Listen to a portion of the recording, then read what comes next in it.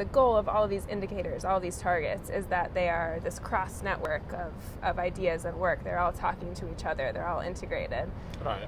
Is this realistic? Is this happening in some sense already? I mean, what do you think needs to happen in order for that to be a success, for that interoperability to be a success? Right, I mean, that's, to me, is the big question. It's the big question a lot of leaders are asking. Yeah. Everybody understands why integration makes sense, that you basically enhance the synergies, across all these sectors and so on. But how to get it done, I think, is where the big question mark is. Yeah. I would say that that governments need to understand that for you to really achieve sustainable socio-economic development, you can't just focus on one sector. And there's some evidence in Africa, a lot of leaders, maybe with investments coming from China, there's so much focus now on developing economic infrastructure, roads, railway lines and that sort of thing, maybe rural electrification. These are important for development, but you can't really get where you need to get if you forget the human capital investments. So it just makes sense that when we take programs to that level, when we are planning, when we are doing resource allocation, we need to think about the added value we get from implementing these programs in an integrated manner. It's just more complicated. Right, but it's complicated because, in the government system, there are ministries, there are departments, the budgets are actually allocated in such a way that, you're not going to have somebody doing agriculture, start doing health work or start doing. So how do you get it done? The development partners look at the UN, what UNDP, UNICEF, UNFPA does. Everybody is working in silos, but we are singing integration. So at the end of the day, I think there's that issue about, how do you actually get it together, even at government level?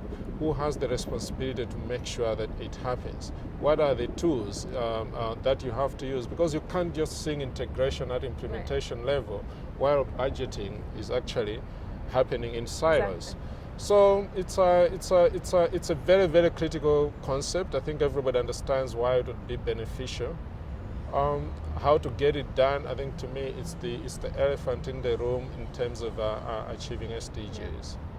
Well, I asked you earlier what's on your mind this week, but I'm wondering if you have a suggestion of what should be on the larger global development community's mind, not just this week, but moving forward. Is there anything that you're thinking about that you want to make sure that others are thinking about as well? I think for me, one of the critical things to note is that the way these programs are actually designed and implemented in the developing world, there has to be much more focus on developing local capacity in the developing world to design these programs, to implement them, to monitor them, and so on.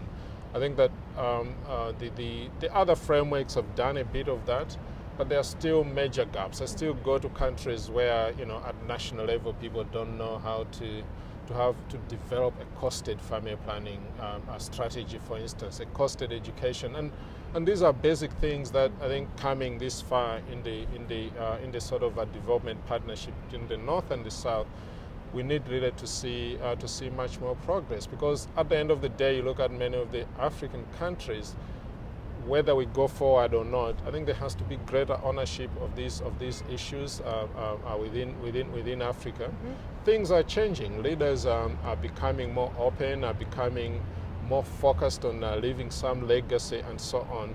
But at the end of the day, I think there's still a lot of capacity gaps that need to be addressed. And I think if this new development paradigm can focus on that, creating that ownership, creating the technical capacity, of course in partnership with other players who have worked in these spaces for a long time, whether it's from the North or from within the South itself through South-South partnership. But there's need really to make sure that there's greater capacity to think about these issues, to design the programs, to implement them, monitor and learn from the experiences.